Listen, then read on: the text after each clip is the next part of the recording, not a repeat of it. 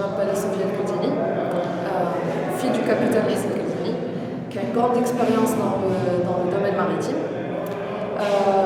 Et on m'a demandé de vous parler un peu de ma propre expérience dans le domaine maritime, à savoir je suis de formation ingénieur de l'école Mohammedia d'ingénieur de Rabat, en génie mécanique.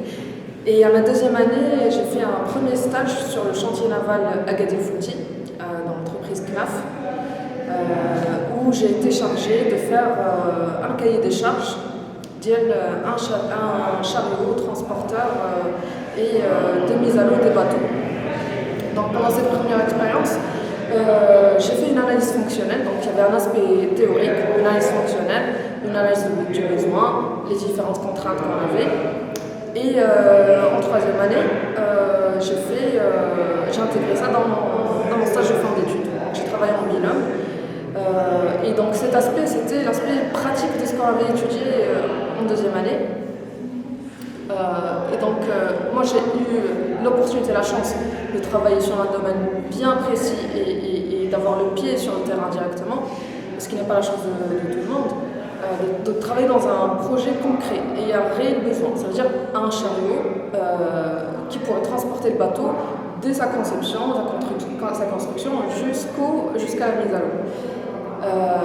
Et pendant cette expérience, donc, ce que moi j'avais remarqué, c'est que il n'y avait pas une conception officielle, ou disons il n'y avait pas un chariot selon certaines normes bien précises. Il y avait juste de l'expérience, un chariot rudimentaire qu'on essayait d'adapter selon les conditions du terrain et la taille du bateau et tout ça. Donc nous on a été chargé de faire la conception au total et de prendre les différents points d'appui, sur quoi va reposer le bateau, parce que le bateau c'est un produit qu'il faudrait livrer au client, donc il ne faut pas l'abîmer. Donc il faut prendre en compte les risques qu'il y a de détériorer le matériel. Et un point plus important que ça, c'était le danger humain. Parce qu'avant, le chariot qui est rudimentaire et on essaie de déplacer le bateau jusqu'à la mise à l'eau, il peut écraser les gens, il peut détériorer le matériel et écraser les gens. Donc ça, c'était un risque et malheureusement, on ne lui accorde pas beaucoup d'importance. Ou on n'en entend pas dans les beaucoup. Et donc ça, c'était un point aussi qu'on a pris en compte dans la conception du chariot. C'était comment les opérateurs pouvaient déplacer le chariot avec le bateau dessus sans qu'il y ait un risque de dommage ni de matériel ni d'humain. Et donc ça c'est quelque chose que j'ai appris aussi, c'est que le côté humain qui travaille dans ce domaine est quelque peu négligé. Et il n'a pas forcément une voix, et il n'a pas forcément un moyen de véhiculer cette voix.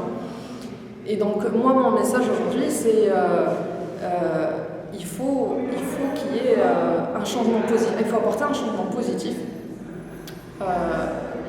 et accorder de l'importance à cet aspect humain.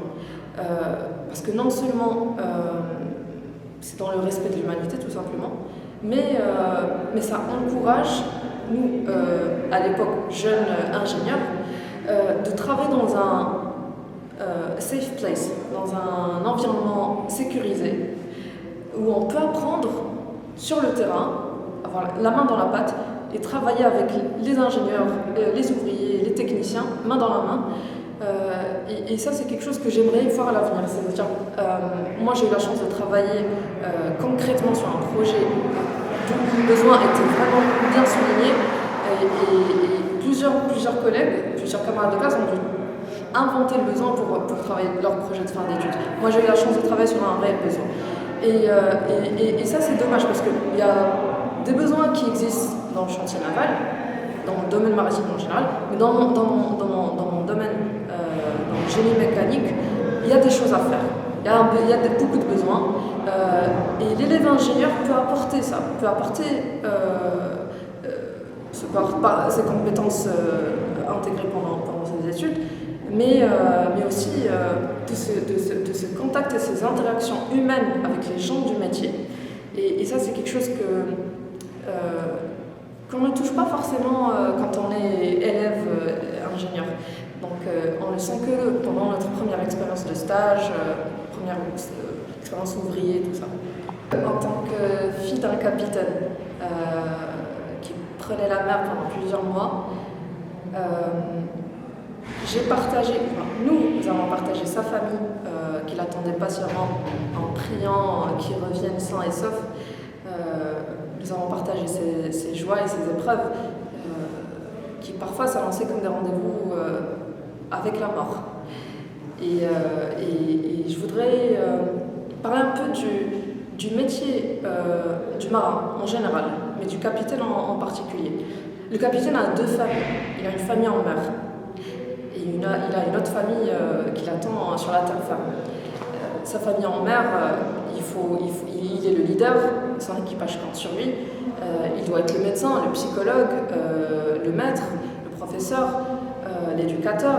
Et ça, c'est une grande responsabilité.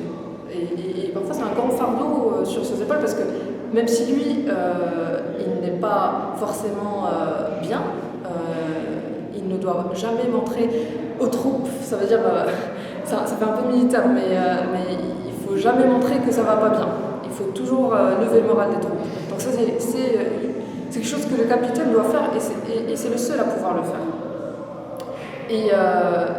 Et donc, quand je dis qu'on partageait ses joies et ses peines, je parle de sa deuxième famille qui l'attend patiemment sur la terre ferme. Et je dirais que le métier du marin en général est méconnu. On ne réalise pas souvent le risque, le danger auquel ils font face tous les jours, c'est au quotidien. Ça veut dire leur métier est un métier dangereux où ils acceptent le danger. Et ça, c'est tout à fait salutaire et admirable. Mais il y a un point où j'aurais aimé qui est pas une association, pas sous la forme d'une association forcément, mais qui est une sensibilisation ou une aide apportée aux familles qui sont présentes sur la terre ferme à attendre ces hommes revenir revenir en un seul morceau, un soutien moral. Parce que des fois, moi, avant l'existence des téléphones cellulaires, il y avait la radio. Et ça captait pas toujours. Et il fallait attendre son tour pour pouvoir parler avec sa famille. Et après, il y avait les cellulaires, mais ça captait pas non plus toujours. Et des fois, on n'entendait pas de nouvelles pendant plusieurs jours, des fois des semaines. Moi, je me rappelle très bien, j'ai pas entendu de nouvelles de mon père depuis 2 semaines et personne ne pouvait nous donner aucune information. Moi, je tremblais, j'attendais ces nouvelles, j'arrêtais pas de checker mon téléphone. Et ça, c'est quelque chose, je veux dire, qu'on ne prend pas en compte. On ne sent pas forcément l'inquiétude des gens qui attendent. Et dans cette attente agonisante, il n'y a personne pour nous rassurer. Et ça, j'aimerais qu'à l'avenir, comme quand on fait dans l'armée, il y a quelqu'un qui soit présent pour la famille des marins, pour leur dire exactement, pour expliquer le risque, pour expliquer par exemple que c'est tout à fait naturel, que des fois on n'entend pas de nouvelles, qu'ils sont sains et saufs, qu'il y ait d'autres moyens de pouvoir communiquer avec eux. Donc ça c'est quelque chose que j'aimerais bien j'aimerais bien qu'il existe ce genre de choses au Maroc, où on peut effectivement apporter du soutien moral aux familles des marins.